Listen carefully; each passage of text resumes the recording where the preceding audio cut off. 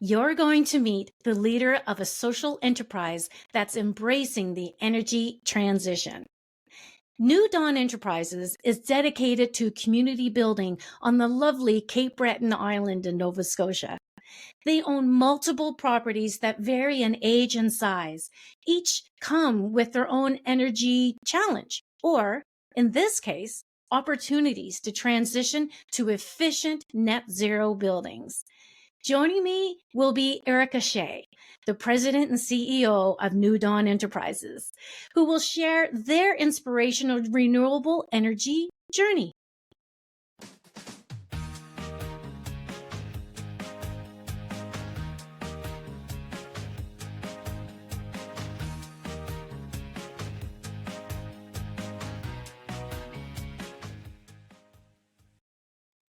Hi, Erika. Thanks for joining me today. Thank you. I'm so excited. Well, you're coming in from the beautiful Cape Breton Island, part of Nova Scotia, and I imagine it's fall, and the leaves are starting to change. I imagine it's gorgeous in your part of the province. It's absolutely beautiful. We've had a spectacular summer, which has transitioned into a spectacular fall, and we've been really lucky so far, knock on wood, with respect to hurricane season. So we have 60 days left of hurricane season, and we'll keep our fingers crossed. Fingers crossed. Now, you just mentioned a couple of seconds ago about transitioning and from summer to fall. And of course, we're here to talk about energy transition and how your organization has decided to become net zero. And tell everyone, your story and your journey of why you decided to do this. Yeah, so New Dawn Enterprises is a nonprofit social enterprise that has worked in Cape Breton since 1976. And we are made up of 17 different incorporated nonprofits and charities. And each of those responds to a community need that arises over time. And one of the ways that we've always done our work going back to 1976 is through the provision of housing. Affordable housing, attainable housing, supportive housing, transitional housing, youth housing. So we have amassed quite a portfolio. We have about $38 million in physical assets, residential, commercial, and community spaces. And so a few years ago, we really began to look at what was the climate impact of all of these buildings. Now, Cape Breton Island has been a historically poor region in the province and in the country. And one of the things that means is that there's not as frequent a turnover of our building stock. So we tend to have a lot of old buildings that are incredibly inefficient. They consume a lot of energy, and many homes and buildings here are still heated with oil, which is both expensive and not environmentally friendly. And so when we took a step back and looked at what we could do, that contemplation set us on this current path, which is transitioning all of our buildings to renewables.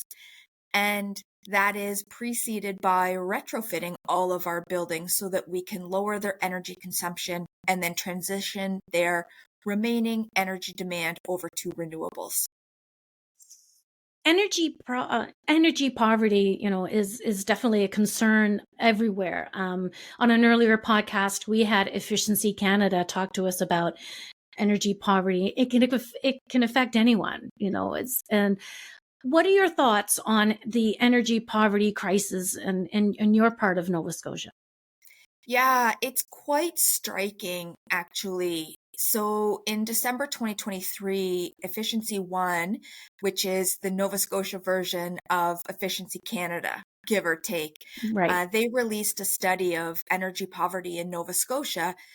And one of the things they found was that 9 of the 10 communities that have the highest rates of energy poverty in our whole province are in Cape Breton, particularly in the Cape Breton Regional Municipality, which is where we work. And in those 9 communities, rates of energy poverty ranged from 57% to 85% of households living with energy poverty. And so, as we have taken a look at the interventions we want to make, reducing energy poverty among our tenants has been a big motivator. And so, as we look at new and contemporary affordable housing projects, one of the things we realize is that although you can make rents affordable, unless you attend to that question of utility cost, living situations can still be quite unaffordable for families and tenants. And so here in Nova Scotia, we have a single utility provider, which means that we have very little control over the cost of utilities, the rate at which that cost increases, and how much it increases by. And so part of our hope is, we'd really like to be part of both the renewables transition, but having the renewables transition also be a transition towards community ownership of energy, so that as communities begin to own their own energy assets, we have a diversification of ownership, and that ownership can be driven by different objectives than profit alone. It can be driven by the desire to reduce or eliminate energy poverty. And so one of the projects in particular that we have just wrapped up, so among our residential property holdings, we own an 80-acre community. And so this community right now is comprised of 28 homes, a series of community buildings, and we do supportive housing on a large scale for adults with intellectual and physical disabilities there. And so we began in 2018 transitioning that property to net zero through retrofits and renewables. And at the tail end of the project, when we look back and we ask ourselves, what has the economic impact been on the residents of this community, what we see is that before we started, the average monthly utility bill was $368 a month. After the retrofits and renewables, the average monthly utility bill is about $125 a month. That's great. Very impressive. Yeah. And so when that's $2,500 a year for families and seniors, students and newcomers, it does make quite a difference in the monthly income that they have available to them. For the energy transition, as you're moving towards this new goal of net zero and the transition, what have been the benefits so far that you've seen? Yeah, multiple. So of course, there's the cost savings for tenants in our residential buildings.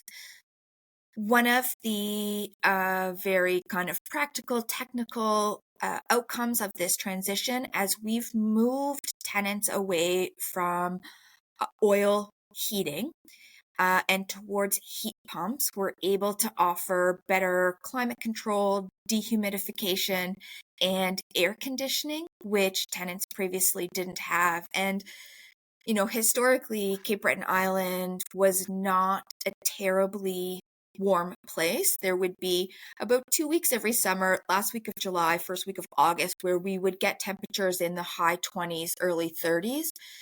This last summer, Sydney, Nova Scotia set the record in Canada for the number of days breaking previous heat records. So we had a 6-week heat wave this year, which makes air conditioning increasingly important, both in our residential and our community and commercial buildings. So we've been able to add air conditioning for folks as we've made this transition. And then For us as a nonprofit,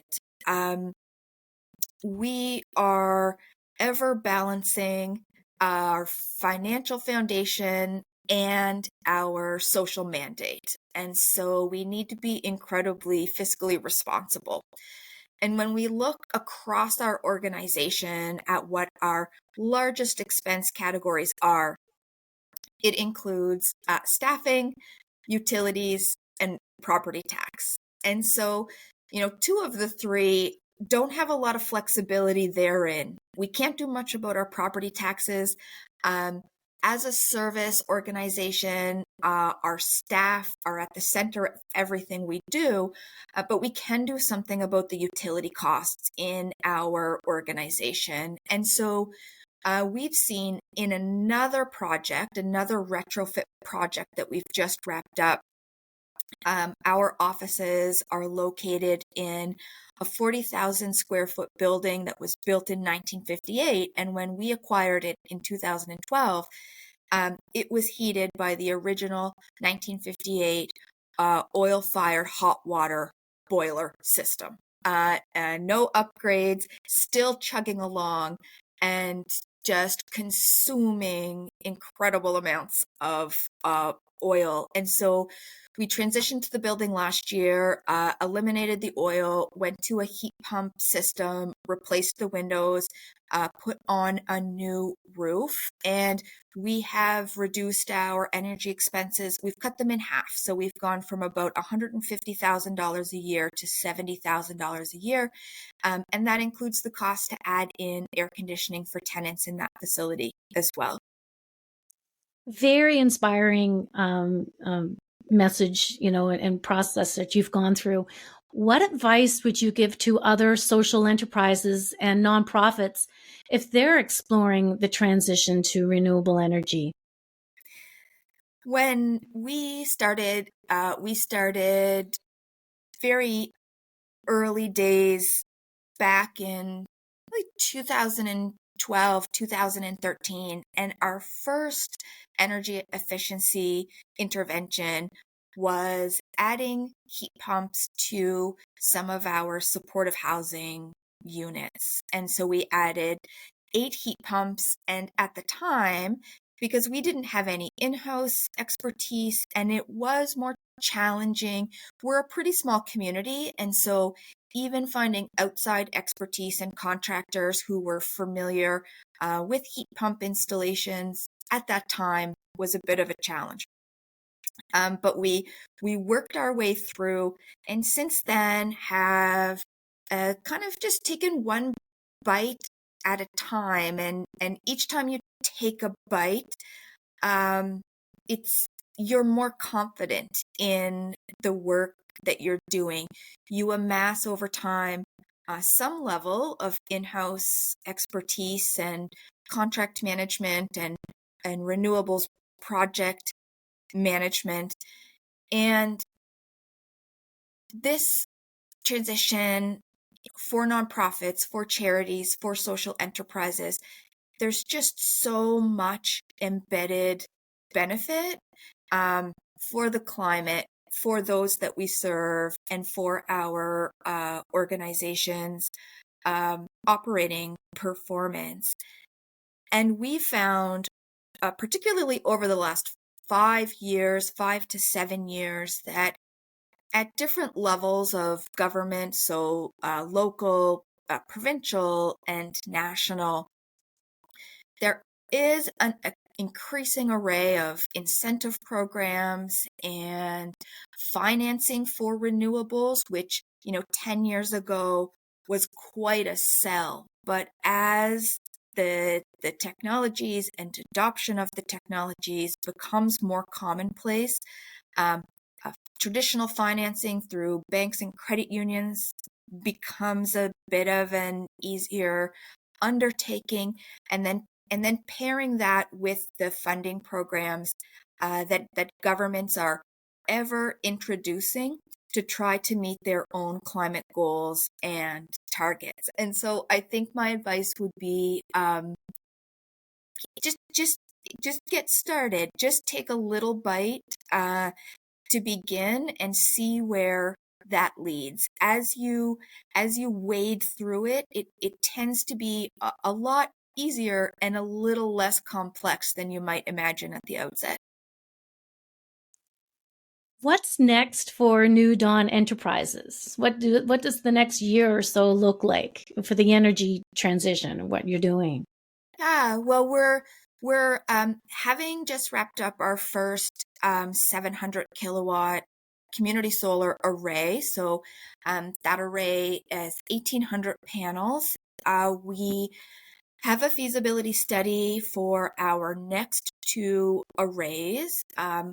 In February, we opened a new 25 unit affordable harm reduction housing project. And so we've engineered the roof of this new building to be able to sort of accept solar in the near future.